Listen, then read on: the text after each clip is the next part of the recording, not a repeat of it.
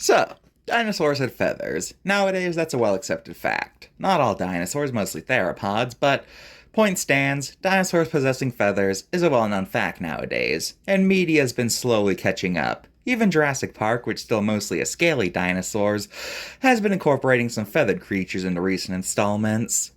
But of course, this kind of raises the question, what was the first fictional feathered dinosaur? Well, that would actually be a French short story from 1908 called The Monster of Partridge Creek. In the story, some deer hunters are out hunting when all of a sudden they notice that the deer look spooked, and they find mysterious tracks.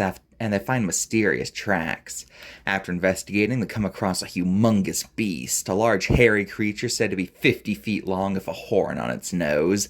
In the English translation, it's just called a dinosaur, but in French, it's identified specifically as a ceratosaurus. But considering it has a nasal horn, I'm pretty sure most paleo fans would know what it was. Anyways, the dinosaur hunts some caribou, and the author's story is considered a hoax. Like I said, this story was notably ahead of its time in many ways. First off, like I said, this is one of, if not the earliest fictional story with a feathered dinosaur.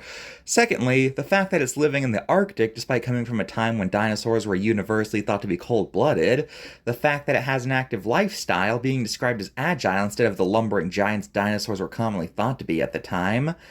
So yeah, in many ways, this story was ahead of its time. But it hasn't aged perfectly. I mean, the creature is described as being 50 feet long, way larger than any known Ceratosaurus species, and Ceratosaurus is actually a dinosaur where we have evidence that they didn't have feathers. But still, I think we need to give our respects to the first feathered dinosaur in fiction. Now, this wasn't the first dinosaur to be portrayed with feathers entirely. There was some paleo art from the 1800s that speculated Compsognathus could be feathered, but I'm talking about fictional stories, not theories, you know? So yeah, give it up for the granddaddy of fictional feathered dinosaurs.